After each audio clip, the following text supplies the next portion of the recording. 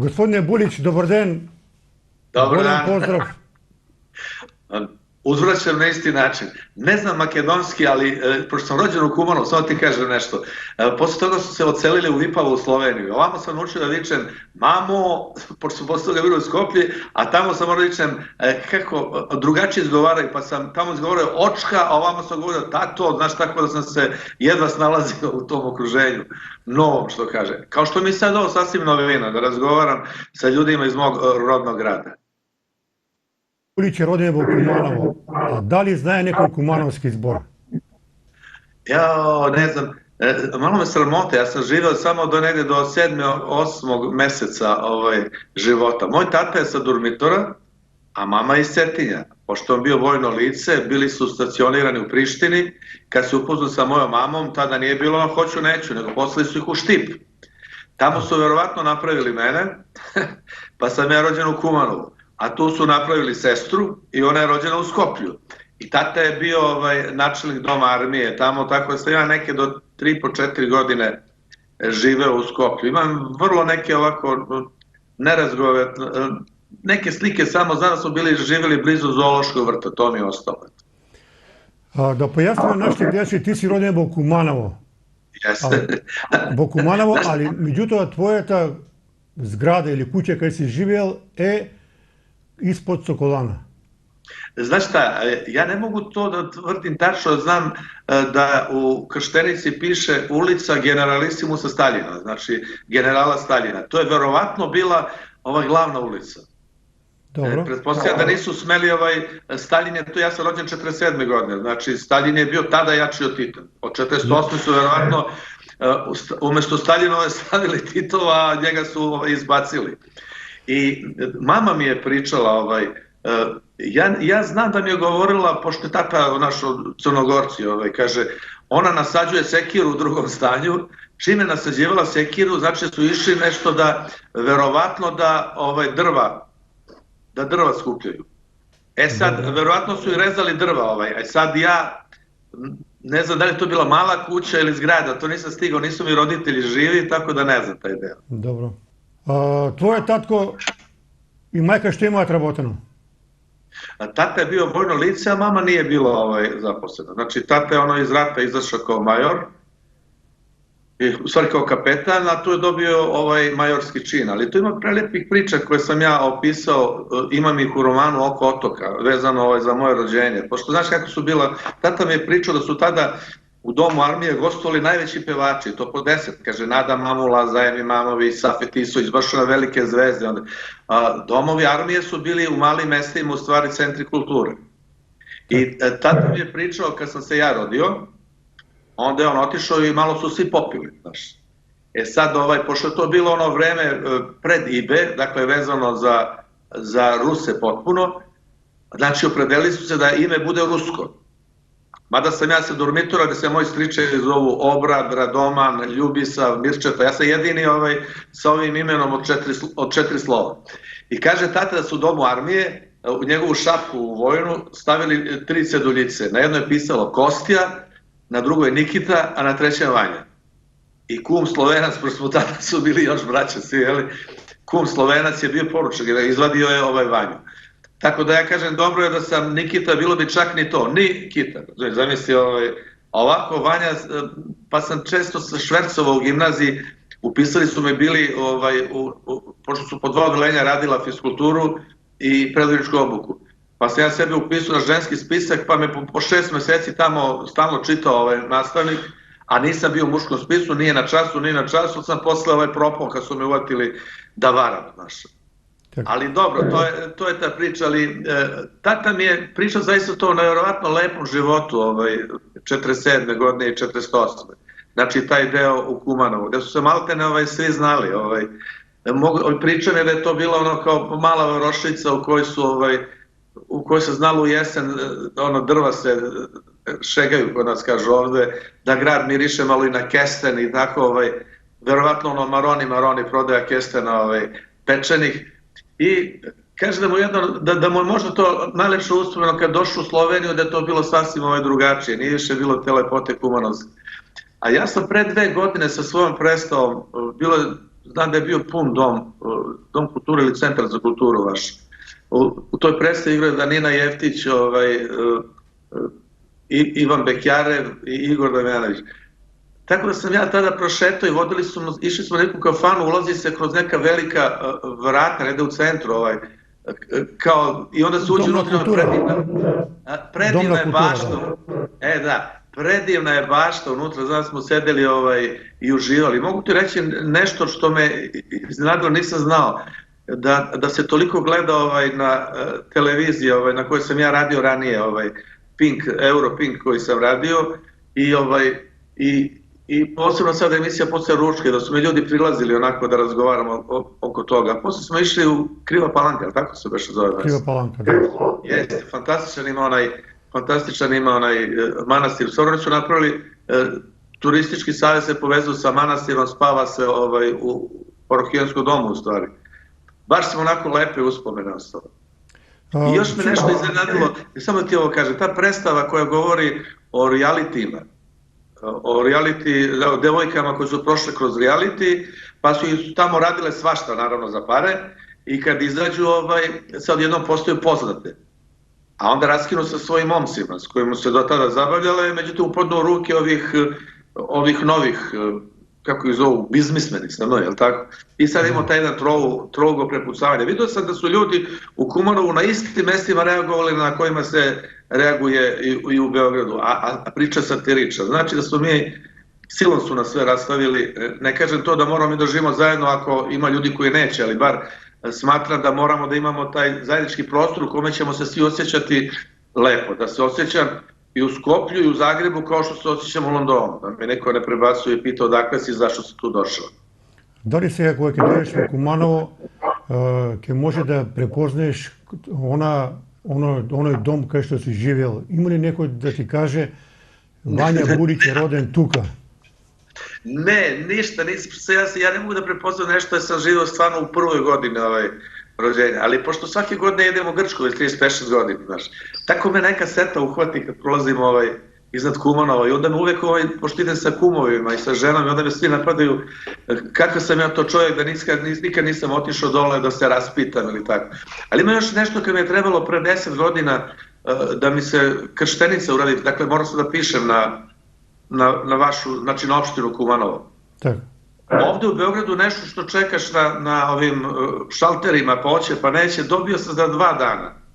Zvao sam telefonom, ja pitao za koliko ću meseci to dobiti, ona se žena se neka nasmijela, pa dobit ćete za 2 dana, kaže, to je samo prepis. I zaista je tako bilo. Pa mora da dobije, zato što Vanja je mnogo popularna ličnost, mora preko red da bi se dade, vi ste toliko poznat čovjek ovdje kao u Kumanovo, da vašата pojava je zadovoljstvo za našite gledači u Kumanovo preko Happy televizije. A znaš zašto to tako? Nema to veze mnogo, dobro ima veze i sa pojavom i sa tim, sa načinom razgovora, zato što smo mi napravili emisiju, u stvari ja sam rekao ako pravimo popodnevnu emisiju, a hoćemo ozbiljne teme, one moraju da se radi na lak način. Ta ista emisija u kojoj se recimo govori o bolestima ili nečemu kad bi išla uveče, ona bi bila na drugi način vođena, znači mora bi da se uozbiljiš, pa poštovani gledalci, pa na vi, a ovo popodne smo zamislili, primetio si verovatno, da govorimo čak i ljudima koji su stariji od mene na ti, jer smo se dogovorili da gledalac ima utisak kao da smo došli kod njega u sobu, da sedimo s njim i razgovaramo. I tako ta emisija, verovatno zato i doprela tako do ljudi, ili imaju utisak kao da smo svi svoji, da se dugo poznajemo. Kako Vanja Bulić prebrode ova korona pandemija? Ja sam, to je verovatno i kod vas isto bilo. Ljudi su se stvarno našli, što kaže u nebranom grožđu. Ja imam sreću, moj tata je pravio kuću na Zlatiboru, dakle na predivnoj visini od 1000 metara, tamo gde se nalazi kuća. Kad su uveli ove mere vanredne, kaže meni supruga, ajmo mi na Zlatibor. Ja sam prvo onako pogledao, pa kažem ajmo, ostali smo 56 dana na Zlatiboru. Tako da je meni bilo maltene neprijatno kad me neko zove, pita kako ti, da mu kažem, znaš, dobro mi je. Pošto znam kako je bilo teško ljudima, posebno sam ostao ovde, ostao bih u zgradi, bio bi na 3. spratu, pite Boga kako bih mogao da šetam kad policijska kola stalno prolaze, ovamo mi je kuća na ovodu šume, ja sam praktično odmah izlazio, uđem u šumu i šetam, jedino ja i veverice i po neke medvede, ali su oni daleko. onda smo makali jedne, pa sam pričao mojim drugovima, kažem, toliko sam se naljutio jedan dan, razvukao sam onu monarsku mrežu između dva bora i čitam novine. I kaže, jednom počeo da mi pada nešto u novine, pogledam gore, ono veverica kruni onu šišarku i bacam je novine. Kaže, toliko sam se naljutio kada umalo nisam napustio Zlatibor. Kaže, ma nemoj. Ali dobro, šta ćeš, ja sam imao sreću, kao da ti još nešto kažem, mnogi ljudi koji su imali kuću na Zlatiboru, oni su došli tada na Zlatibor i kažu da je seoski turizam jedina možda privredna grana koja je u to vreme radila. Ljudi koji su nekad išli kod domaćina koji su upoznali, onda su išli kod njih i sad gledam, baš jutro se bila na reportaža dve devojčice, s njima razgovor, jedna ima možda 10, druga 12 godina, pa su sve vreme bile na selu. Prvi put su na selo otišli. One su toliko radosti pričale o tom selu, o životu na selu, kako su pomagale baki i da muze kravu i to je fantastično. Mislim, mogu čovjek ti izvuče neke dobre strane iz ovoga što nam se dogodilo, ako je pametan, naravno. Da, u svakom slučaju Zlatibor je mnogo interesno mjesto, ubav, čist vozduh i na neko način dobra zaštita od korona. Jeste li tamo dolazi dosta ljudi iz Makedonije?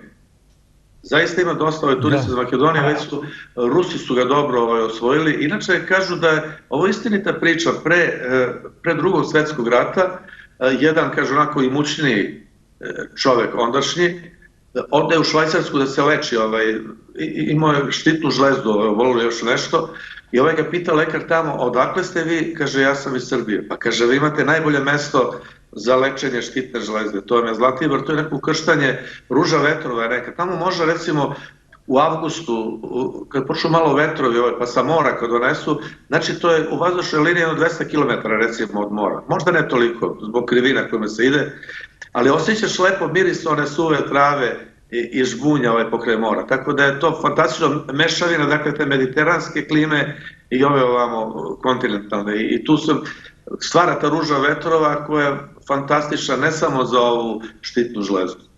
Jedan prijatelj od Kumanovo mi reče, ke kupam kuća na Zlatibor, бидејќи mnogo je убаво. Сега после ова корона, може ке дојде друга корона, па некоја нова пандемија и вика, јас ке одам таму, ке седам и не се враќам. Знаеш šta, ljudi su stvarno uplašeni posle svega ovoga što se dogodilo.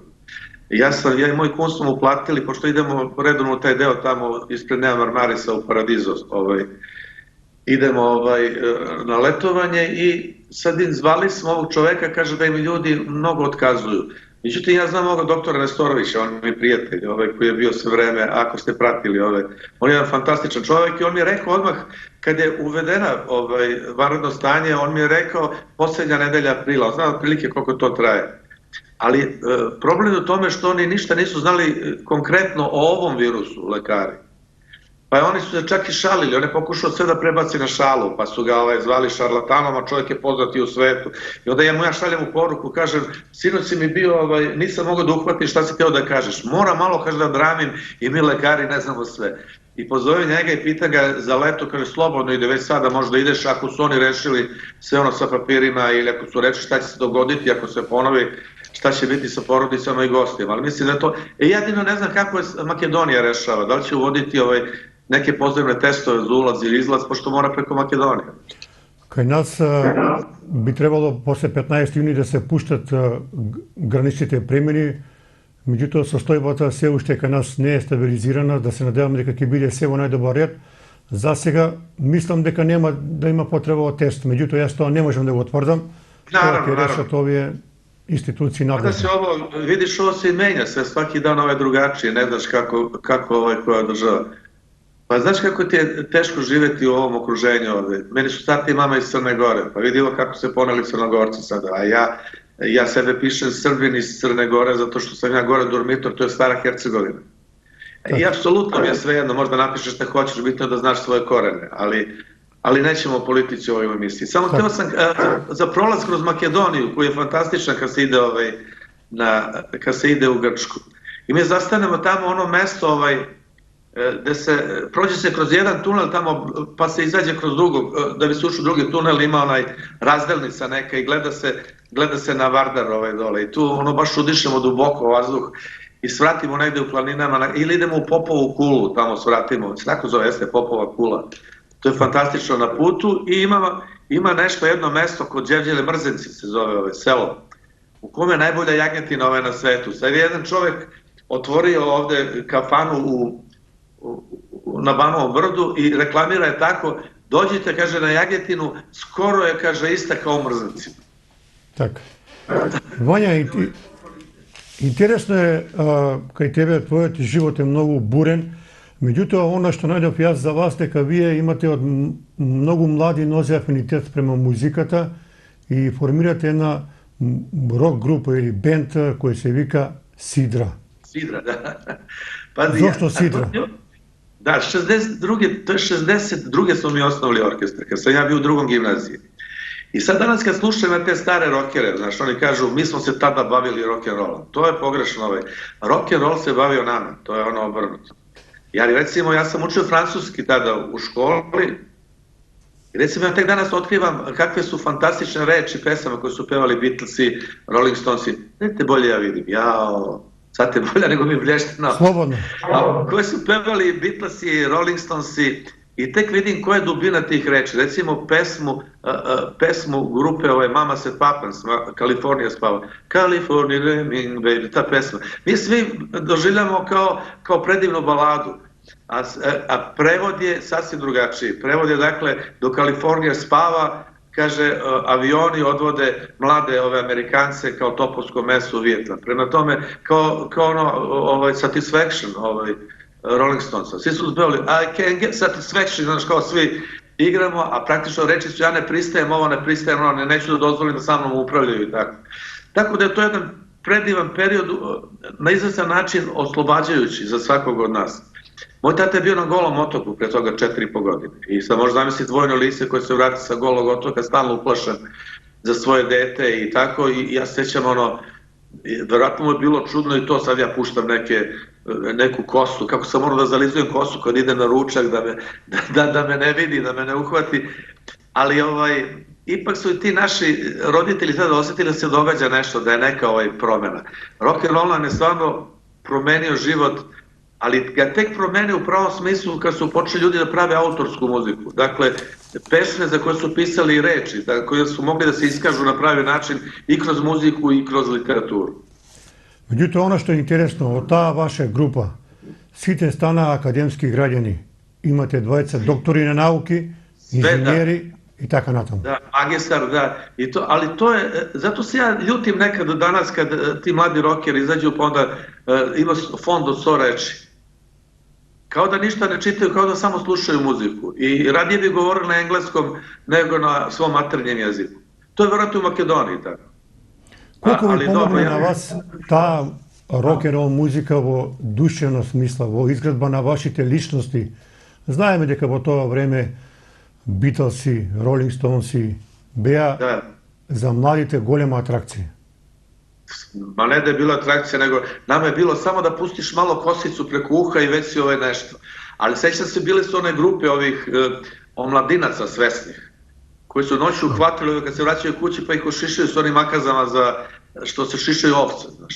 Sećam se u Budvi tog leta 68. I čujem dvojicu, trojicu, kaže, idemo da fatamo one Beatlese. Beatlese, tako se redi. I onda, znaš, koji Crnogorci, bilo je stvarno šišenje, dođeš ujutru na plažu i vidiš momka kome je ovako prošla samo mašina po sredini. Šta će dođeš, moraš da se ošišaš. Kao kad sam otišao u vojsku u Prizren, došao sam sa dugom kosom i ona me pita, znaš ko su u vojsci ovi frizeri, oni priučeni. Pita me, kaže, a kosu ne diramo, je li tako? I onda mi prođe ovako mašinom preko sredine glave. Kad sam vidio ovako raspoluću, kažem, teri do glave, sada ne pitaj ništa. Каде пеевте? Дали се криевте од вашите родители? Одевте ли по некои гаражи или на отворено? За свирање, јел? Она што мене ме импресионира, јас најдов еден податок, дека првите ваши пари заработени од оваа група сте ги потрошили со вашите другари, сте купувале сок. Јесте. Сок. Дали тоа точно? Pazi što je to bilo lepo. Moji su svi drugari iz orkestra, ne odvojeno, već nije živi, to su, svi smo kumovi međusobno. I znamo se iz gimnazije, bili smo orkestar iz jednog odelenja. I sećam se kad smo bili, ako se pije jedan sok, ili 2 soka, a nas je 3-4, uvek se pogleda račun po sredini i podeli se. I danas smo ostali u istoj toj priči. Možemo da odemo recimo nas 5 da 3 večera, 2 samo da piju sok ili kafu, ali se sve deli na pedelo. Ali naš interesantan je prvi nastup je naš bio u školi za gluvoneme, pazi ovo. Ali pazi kako se to dogodilo. Prijateljica moje mame je bila nastavnik u školi, Dragan Hercog se zove škola, za gluvoneme, oni su nas zvali da sviramo profesorima, to je bilo. Međutim, tamo su bili i đaci, dakle gluvoneme, ali oni sve vreme igraju, ja nisam znao, oni osjećaju vibraciju kroz tabane, vibraciju i tačno iako su okrenuti leđima, ti kad prestaneš da sviraš stanu i oni, pošto nema te vibracije koja prolazi od ozdu.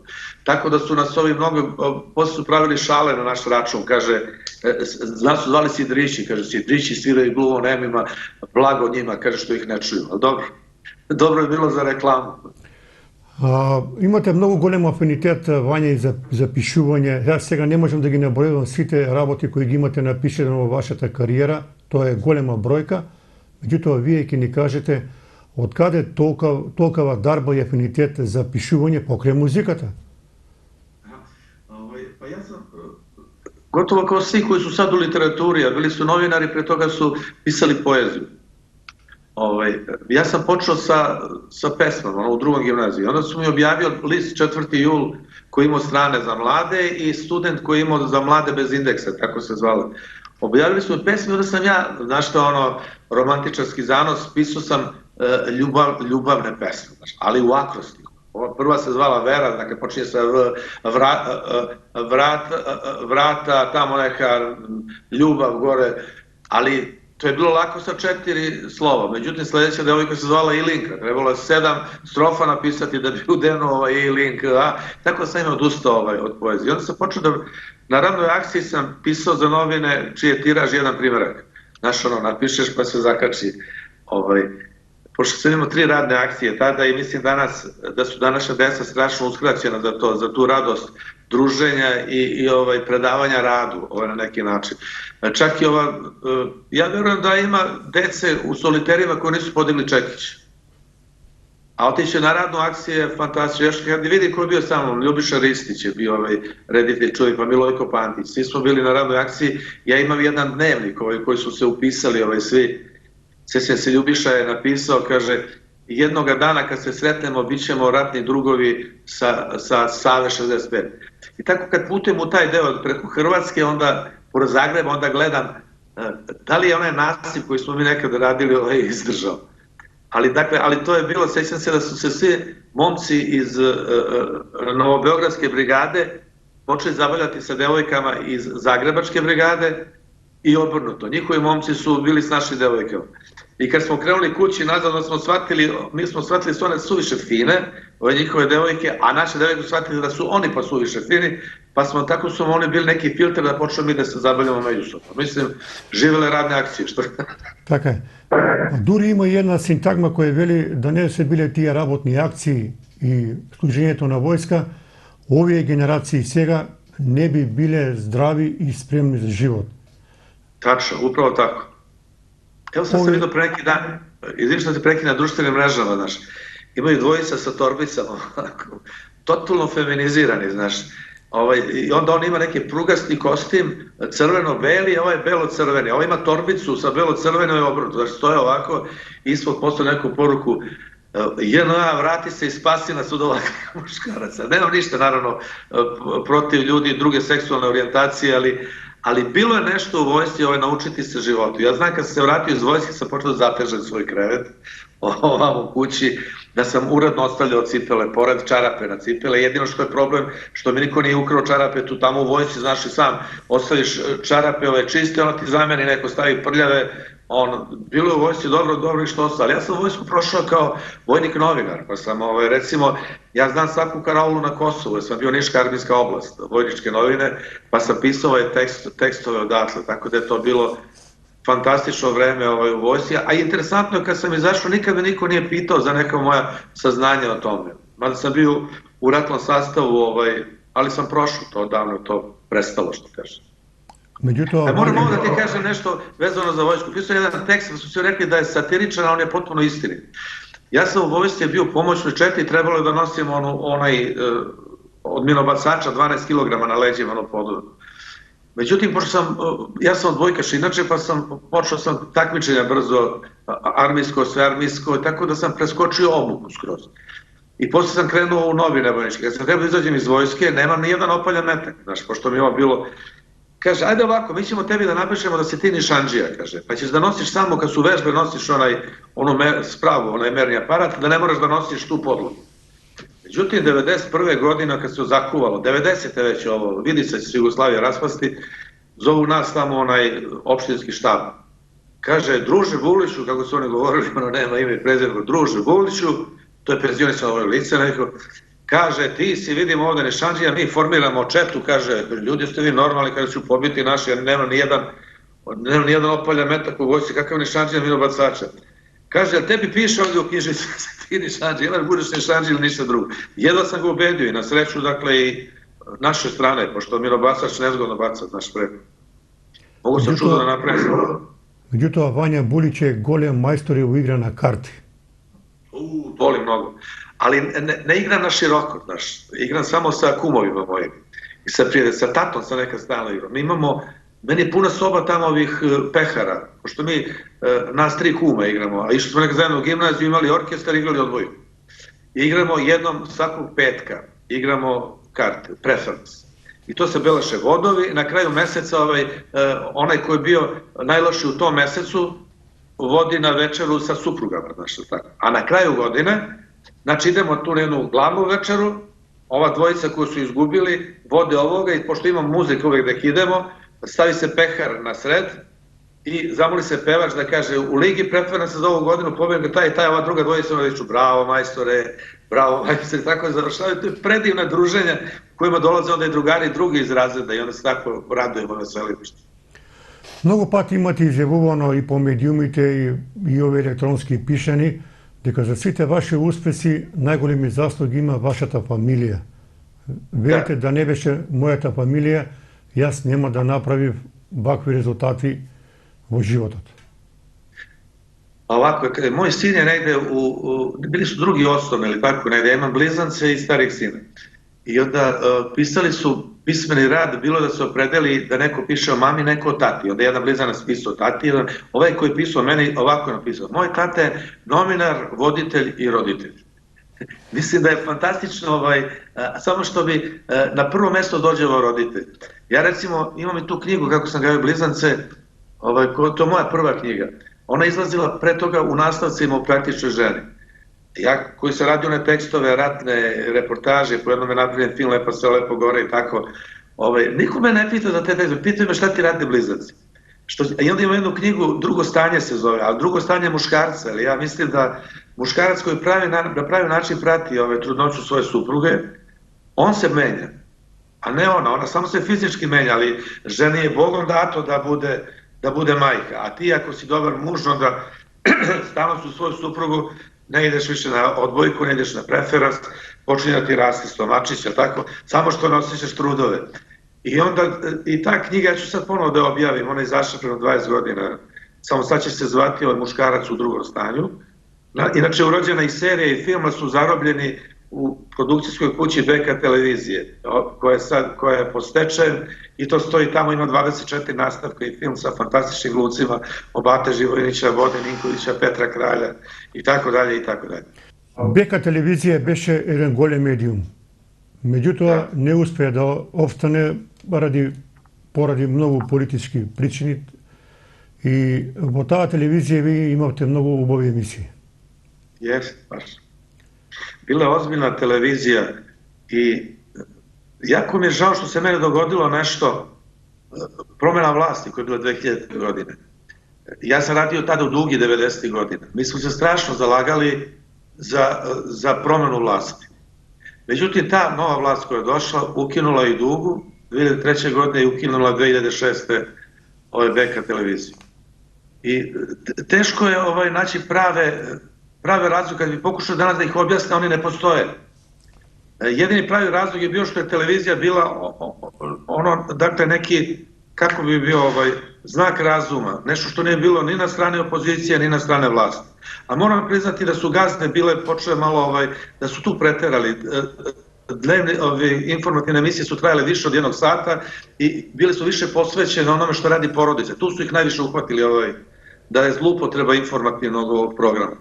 A mi smo zaista imali emisije koje su bile za ponos. Ja sam tamo radio bisere, koji su bili uvek među najgledanijim i radio sam jednu emisiju narodne muzike koja se zvala Od bisera grana, gde su dolazili samo pevači koji znaju da pevaju i samo su mogli da pevaju najlepšu izvornu narodnu muziku.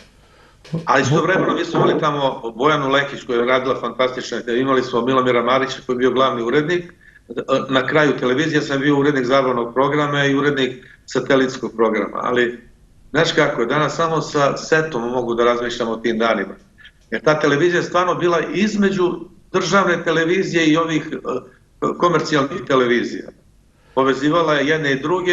Ja znam naš zabavni program, dugo su se opirali narodnoj muzici i kad je krenuo Bogoljub Karić u svoju propagandu, te akcije za svoju stranku, u jednom trenutku, pošto sam ja pravio emisije za satelit sa narodnom muzikom, kaže šta ćemo da rodimo, ljudi pustite, imali su 26 minuta, pustite, kažem pošto će doći na skupove, pozivamo obične ljude, dakle, koji vole narodnu muziku. I dogodilo se nešto strašno, nešto veličanstveno. Sutradan, kad smo pogledali rejtinge, ta je bila ubedljivo najgledanija, skoro duplo gledanija od svih ostalih. Pa kaže, pa što mi ne pravimo onda to iz nas ako može se napraviti kulturna emisija. Prosto ja bio urednik zabavnog programa, zaista se trudio da imamo da nema onog prljavog što se događa i u kulturi i u zabavi i tako smo i plivali, što znači da može i na taj način da emisije da budu gledane, da ne mora sve da bude ulagivanje na najnižem ukusu. Во она емисија Бисери посебен печаток ми остави она ваш интервју со прочениот, за жал сега починат, Тодор Јовановиќ, Тодор син. Да. Он е човек многу интересна личност. Знаеш šta, ja sam Todor je prvi govorio da je HIV, dakle izmišljen u laboratorijama i da će u buduće biti virus izbacivani iz laboratorija. To nam se sada dogodilo. Doduše još nije potvrđeno, ali za ono se već tvrdi, može se sa sigurnošću tvrditi da su radili, pošto je bio udar na pojedine, bio je udar na gej populaciju i puštan je selektivno, recimo u državama u Africi u kojima je najviše bilo dragulja koje su uzimali, dakle tamo dijamanti i ostalo, znači nije slučajno to rađeno. I na crnačku populaciju, sve je kao bilo, oni ne žive baš čisto koji je ostojila. Kod nas, recimo, nijedan Rom nije zabeleženo, a isto žive u lošijim uslovima nego ostali. Kao i sada, kaže, nema ni jedan primjer da neki Rom od koronavirusa zaražen. A to je nevjerojatno za priču. Ali kad si rekao, ja znam na šta si ti mislio, da sam dovodio, to je prva emisija u kojoj su došle prostitutke, homoseksualci, HIV pozitivni, onda oni momci, kako se zove, tvrdi momci sa asfalta i tako. Ali ja nisam njih dovodio da bi ih predstavio kao junake toga čime se oni sada bave. Nego mene je uvijek interesovalo kako su oni postali to? Dakle, taj porodični milje u kome se neko vaspitava na taj način da će jednog dana biti ubice. Recimo, kod mene bio čovek koji je 20 godina bio u zatvoru. I sutra dan, pošto je izašao iz zatvora, on je tražio da dođe kod mene u emisiju Biseri. I mene uopšte nije interesovalo na koji način je ubio ta 2 čoveka, nego šta ga je dovelo dotle da on ubije 2 čoveka i kako vidi svoj život unapred. Inače, meni su najbolji gosti uvek bile žene. Zato kad imate ove ljude sa margine, kako sam ja dovodio, kad žena se pojavi u emisiji i priča o svom životu, koji je crn, recimo ako je žena prostitutka, ja nisam doveo da pričam o tome koliko ona zarađuje i šta radi, nego da kažem koje su okolnosti nju naterale da dođe do toga da postane prostitutka. I sad ti žena kad se pojavi, dakle na ekranu je, sutradan kad je vide, to ona prostitutka. Ne može ona da kaže u emisiji, znate, ja sam malo prostitutka, gotovo, ona obeleža. Kao kad sam imao muškarce, ove narkomane. Muškarci su prolazi čak i kao poluheroji. I oni se tu prave, oni su kao ljubavnici, a pola kao ostavili su, u stvari koristili su emisiju da daju poruku roditeljima i prijateljima da su ostavili drogu. A uglavnom su, pola njih odu do WC-a pa se vrati i vidi malo belo ovde. I onda terali su me da ih pritisnem, da se iskažu, da ljudi shvate zašto su takvi. Inače, zašto su žene, evo jedna emisija, ja sam u nekoliko emisija zaista nisam mogu da izdržim, zaplakao sam, stvarno recimo jedna žena čiji se sin ubio. Ona je stalno bila protiv toga, protiv njegovih devojaka i kad se on ubio, ona je našla pisma njegova koja nije slao, pisao je, ne imao hrabrosti da pošalje, bio suviše Edipovac, pravi veza za nje. I ona u emisiji plače i čita njegove pisme. Kako čovjek koji ima 3 dece može to da izdrži? Onda druga stvar, došla mi jedna gospođa, ona se zove Ljiljana Đukić, čiji je sin bio dobrovoljac na Sarajevskom ratištu.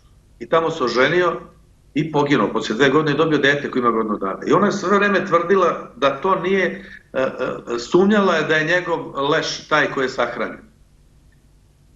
Pazi, ona dolazi u emisiju, ja kažem kako da vas predstavi Ljiljana. Kaže, ja sam jedna od majki koja kao keruša traži bar jednu kost svoga deteta.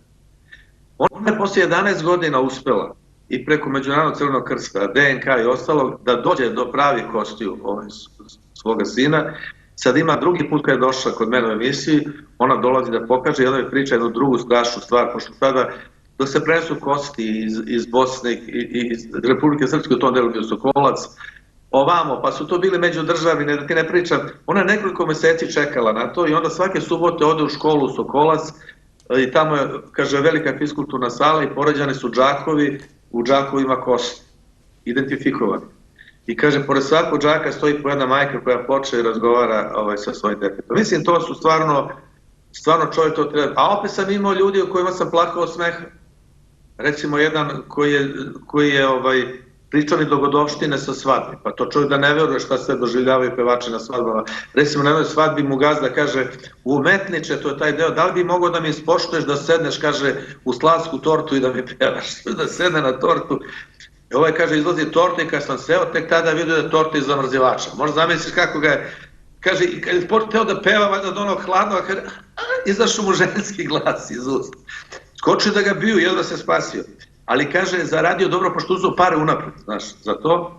I još je rekao ovome gazdi, kaže, znaš šta, pošto si da upropastimo delo, trebalo bi da mi platiš odelo. Kaže, nema problema. I on mu kaže, cenu mu da unapred pare za odelo. Kaže, ali sam ga ja zezno, rekao sam mu, kaže, da je to skupo bosovo odelo, tu stvar je bilo odelo od veštačkog nekog kineskog, pa sam zaradio na razlici u cenu. Možda misliš kakav to način razmišljati? Tak. Međutim, Vanja Bulić mu ima mnogo pomognuto na Ivica Dačić da stane uspešan čovek. Bez Vanja Bulić Ivica Dačić ne bi bil uspešen. Вие го учевте како да пишува во редакција, му дадовте насоки во животот и сега Дачишве многу фали. A znaš zašto? Ja nisam pripadnik nijedne stranke i on zna to isto. Ja sam levičar po opredelenju, ali sam za levicu, za monarhiju sa levičarskim opredeljenjem. Iskreno ti kažem, kao što je Švedska, Španija, da ne nabrajamo sve ostale države. On imao 15 godina kad je došao u novinarsku školu, našu Omladinske novine, ja sam tada bio pomoćnik glavnog urednika, Omladinske novine su organizovale novinarske škole, ali u brigadirskim naseljima. Tako smo decu već pripremali da novinarstvo nije ono zlatni posao u kome ti trčiš, imaš zlatne viljuške, kašike i ostalo, nego treba dobro se pomoćiš i da nećeš baš imati standard kao što se misli. Novinari, oni nas vide, znaš, kako mi idemo pa se viđamo sa zvezdama, a pritom mnogi od nas, posebno ono vreme kad je bilo koliko maraka je bila plata, nisu imali leba da jedu. I to je ta istina i danas mnogi to. I danas mnogi, nažalost, pošto tabloidi vladaju, danas zapošljavaju se deca koje 5 godina provedu na fakultetu, zaposle se u tabloidu da radi sve ono o čemu učio da ne bi trebalo da radi, kad se jednog dana zaposle. Ivica Dačić je tada bio, imao je 15 godina, je bio naš najbolji dopisnik omladinskih novina sa juga Srbije. I kasnije, kad je studirao političke nauke, ja mislim da je on diplomatski smer, nije bio novinarski. Pisao je te tekstove vezane za opštenarodnu odbranu i društvenu samozaštitu. To su bili fantastični tekstovi dugi. Stvarno je dečko nadaren i jako je dobar, on ne zaboravlja ljude koji su mu pomogli nekada. Sjećam se, bili smo jednom ovde ispred pozorišta Zvezdara, ja i supruga, i ono gužva, bila velika policajce, kaže, meni žena, garantovano dolazi neko od ovih glavonja, kako se kaže na predstavu. I odjednom ulazi u obezbeđenje, razdvaja ljude i pojavljuje se Ivica. Sam bio ovamo guđu. On je mene vidio, on je prošao kroz taj kordon je došao sa mnom da se poljubi, da se pozdravi sa mojom ženom, da je pita, dobro gospođo, kako vi uspevate da izdržite, kaže, pored ovoga, mislim, stvarno je duhovit čovjek, a ovi njegovi iz obezbeđenja kao tapšu me po leđima, u stvari pipaju da nemamo oružje neko, znaš kako to reći. Tako da, mnogo volim ljudi, ja znam kad sam išao, kad smo radili film Lepo se lepo gore, išao smo i kod njega, ali bio tada neki problem na relaciji naš reditelj i omladina SPS-a, čiji je bio predsjednik Dačić, tako da nismo završili taj deo, ali nema veze. Glavno se sad uvažao. Во секој случај, многу интересна приказна и тоа. Меѓутоа, ви имате настапување како одбојкар за Раднички. Прво да ви го честитам, големиот јубилеј оваа година Раднички слави 100 години од постојање. Jeste, ali žalosno slavi, bez odbojkaškog kluba. Така е. На која позиција Вања Буличи играше? Дали Вања Грбиć е ваш продукт? Ne, Nikola Grbić. Ja sam bio na mestu Nikole Grbića. Daleko su ti to od produkta. Njihov otac je igrao u to vreme. On je verovatno najkompletniji naš odbojkaš. Значи да појасниме, тие потекнуваат од едно мало село Клек во Војводина. Да, то je selo koje ima 3 olimpijska zlata. Vanja, Nikola i Bodiroga. 3 olimpijska zlata to selo. Da, a pazi, to selo, ja ne verujem da ima više od 250 kuća. A to ima školu, ispred škole odbojkaško igralište, u kome je tata Vanjen i Nikolin učio decu odbojci. I oni su bili u prvoj ligi, bili su prvaci jedne godine, seoski klub. Ali meni je žao što Radnički nema mušku ekipu, moji sinovi su odbojkaši, inače i treneri su, jedan je bio selektor pionirske reprezentacije Srbije. I oni stalno, pošto ja pokažem nekad moj dres ovako, ali su mi se pokrali, i brigadirsku su mi, nedavno su mi izgubili brigadirsku ovu uniformu koju sam čuo sa potpisima s druge strane, negde su odneli zavrli. Žao mi je zbog njih, volio bi, jer oni su, pošto su igrali u Železničkoj, trenirali su sve vreme u hali Radničkog. A recimo da je bio klub, on ne bi plaćao halu, ali eto, oni su bili obećani za 100 godina da će oformiti ponovno mušku ekipu, ali izgleda ništa od toga. Меѓутоа, мора да кажем дека од Раднички потекнуваат плејада на бравни спортисти, Дуšan Duda Ivković i drugi. Njegov još brat koji je bio fantastičan, on je škola bio za sve, Slobodan Ivković. Svetlana Kitić.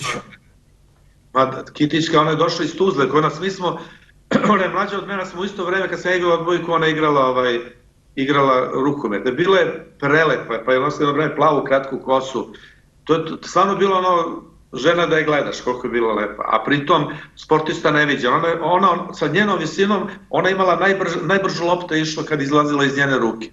Onda ona je proglašena u izboru i igrača i trenera za najbolju odbojkašicu 20. veka, što bi rekao, znači svih vremena, pošto još nije rađeno ovo je sada. A pritom kad se tada vratila, niko nije primio da je pozove od ovih. Onda su zvali tek posle 10 godina, znaš, kad im treba pred neke ove izborne kampanje i tako. Ali to je sramota za njih, a ne za njih.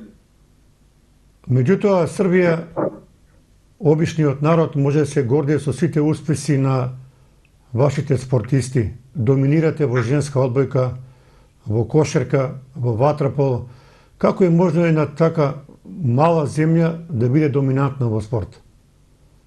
A pa se to je nevjerojatno, pa vidi Makedonija u rukometu, tako? Da, muški rukomet i ženski. Onda ste imali velike fudbalere koji su, ali to je mali, Makedonija koliko ima, 2,5-3 miliona stanovnika? 2 miliona. 2 miliona, iz tako male zemlje veliki su fudbaleri izašli, a veliki košarkaši. Čujem da je nedavno preminuo, stao mi je mozak. Blagoje Georgijevski. Georgijevski, tako? Da. On je bio fantastičan bek. Pazi, on je bio bek u vreme kad su igrali Kićanović, Dalipag i Slavnić. Pazi, on je bio 4. bek tada. Zamisli u takve veličine, da trebalo se izboriti za to. Onda, neverovatno, zamislite sad reprezentaciju Jugoslavije, fudbalsku, tako, ali odbojkašku i košarkašku posebnu koju igraju igrači iz Slovenije, Hrvatske i Srbije. To ne znam ko bi mogao da ih pobedi. Ali šta ćeš, ono je nekad bilo sve po ključu, znaš što je bila bruka i za ono vreme, da mora da bude 3 iz ove prema broju stanovnika. A u pravim mudrim zemljama bi se najbolji bi igrali, pa makar bili iz jedne republike. A dobro, sad se srećemo oko veliki rivali. Kao što je sve počelo na sportu i estradi, ono najgore što nam se dogodilo, mislim da nam sport i estrada pokazuju da izlazimo iz krize, pošto evo umetnici Srbije pevaju, mislim na pevače, oni su velike zvezde u Hrvatskoj, a nema ih pritom na televiziji. A hrvatske zvezde su velike u Srbiji i ima ih na televiziji. Kad oni preskoče tu da ih budu i na televiziji, vidjet će da potpuno... I već na sportskim terenima nema više divljanja kao što je nekad bilo. Sad smo se podsjetili onoga Bobana i onog udarca nogama, to je bila 90. godina, tako ili 91. Da, na Maksimiru. Da, na Maksimiru. Ali to su bili mladi ljudi i oni indoktrinirani, ne može zameriti ni jednima ni drugima, šta da se radi.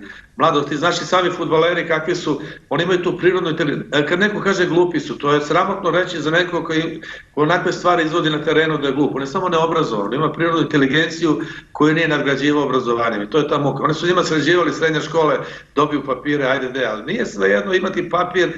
Ja se recimo, Vujošević, trener košarkaški, on je delio svojim igračima knjige, pa i posle nekog dana ispitivao da vidi da li su pročitali. Nije to slučaj, nije uzalud. Nije isto kad ti se pojavi sportista koji daje izjavu za televiziju, kad čuješ nešto smisleno i neko koji je značno čuveno fudbalesku. Pa vidite da kažem, pa to je jedna specijalna emisija i ne znaš šta ti je rekao, u 3 rečenice 6 istih reči.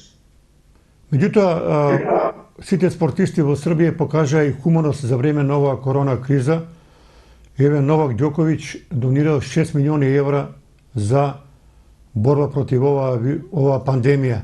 U Italiji, u Srbiji, znači 6 miliona evra, to se njegovi pari. A da li vidiš, ali on nikad nije rekao da se to objavi. Da, a novinari će ga objaviti. A oni su objavili. Pa recimo, Ana Ivanović je odmah, čim je uvedeno vanredno stanje, 35 respiratora je kupila. I traži da se to ne objavi. A naši su političari prave, nose 10 respiratora i prave gužu oko toga država obezbedila.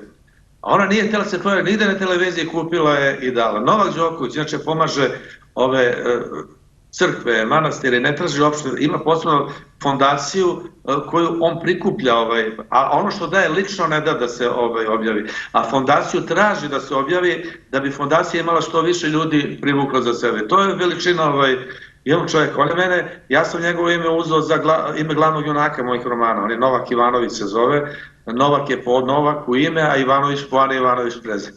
Što kaže, kad nismo u životu uspjeli da isparimo, ja sam ispario u knjizi. Eto, to je primjer kako se stanova uspješan čovjek Novak Đoković, Ana Ivanović i mnogo drugi. Međutim, Vanja, ove svega generacije koje dođa, ova globalizacija gi prezima, cel den kompjuteri, loša ishrana, nema drogovanje. U autobusu stavio one slušalice i sedi dole, mogu 6 starih ljudi da stoji pored njega, on ih uopšte ne primećuje. Što se sluči s ove generacije, Eve, da li ima lek? Da šta, ovo sad što se događa delegaciji, to su deca roditelja koji su preživljavali 90. godine.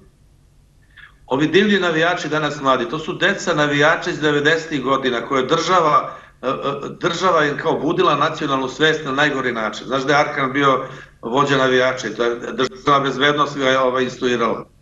To su tačno deca oni su izašli iz porodica u kojima su na taj način vaspitavani. Onda druga stvar, u trci za preživljavanje, kako je bilo 90. godina, mnogi su zanemarili decu i sad imaju ovakvu decu kako imaju. A već je 3. generacija se rađa od onih, evo ja sam sad postao, da imam unuka, dakle to je 3. generacija, moj sin koji je stasavao 90-ih, ali ja sam imao drugačiji, ne hvalim sada sebe, nego imao sam, moja supruga je bila stvarno stup kuće i ona je uspela da sačuvamo decu od onog divljaštva. Ja sam recimo, mene spasio što sam radio emisiju ZAM tada, ja odem na ratište, predam dugi tekstovi, vratim se onda na televiziju, tamo pevanje, igranje, to ti je bio kao neki ventil za sve. I mislim da ne može se reći izgubljena generacija, nikad niko nije izgubljen, ali postoje nešto drugo. Ono što nije dete naučilo od 4. 5. godine, to je princip ponašanja, on će ga zadržati i u kasnijim godinama.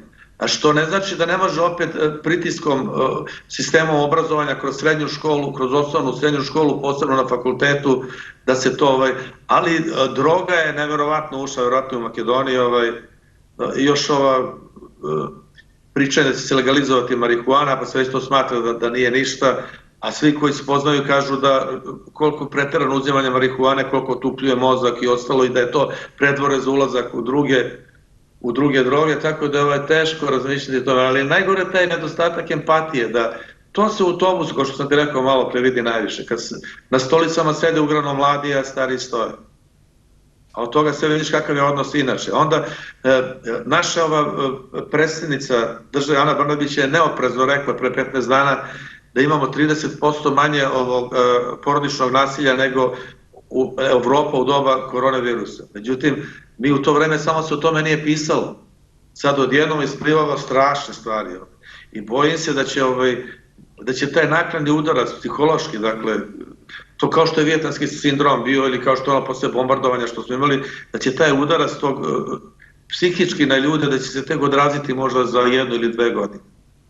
Znači, vi se plašite da posle ova pandemija na korona, kad se pojavi korona psihoza? Pa to, da, upravo to.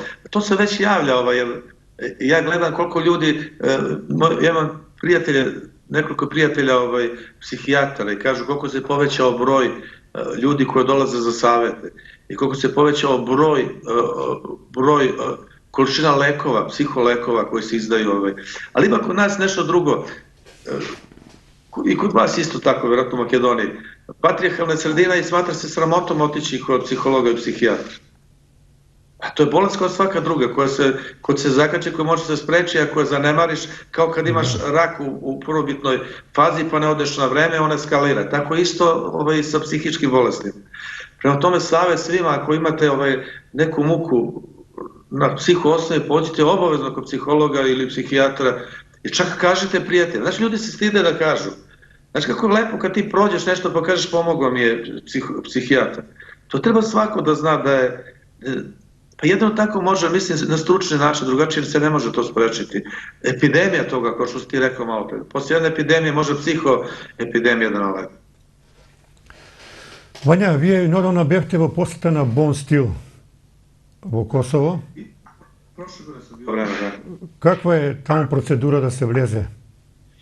Pazi, ja na Kosovo idem najmanje 2 puta godišnje.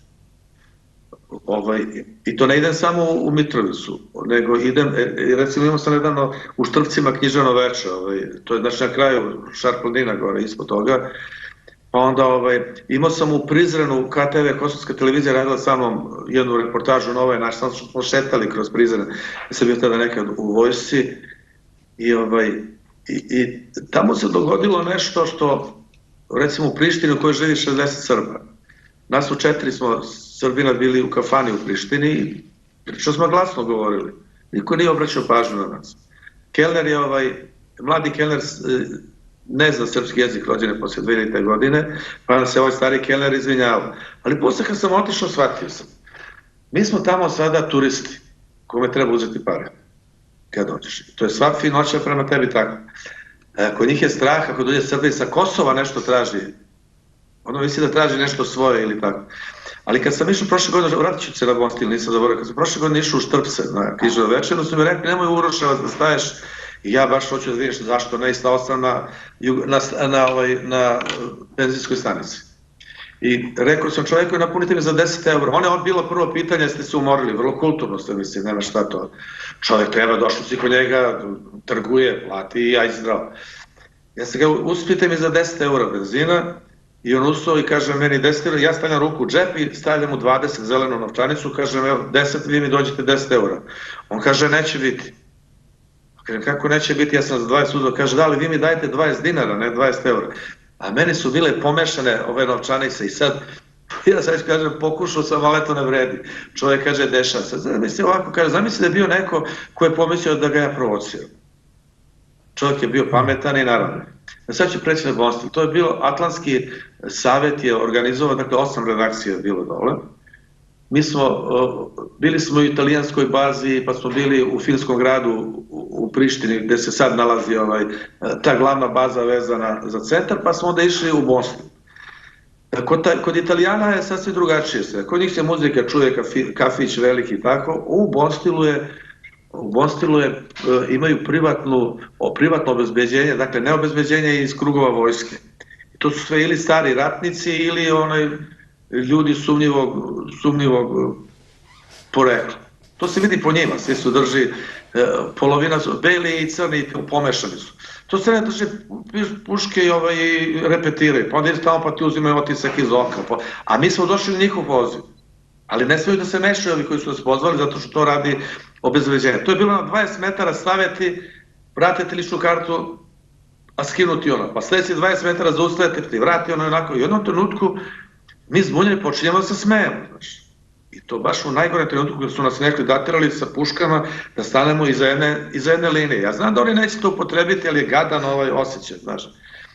Jedini nas ne smeni i sad se i oni uzvrpoljili, sad su oni unervozili. Ja sam posle tek skopčao, u stvari taj smeh je u stvari bio izraz straha.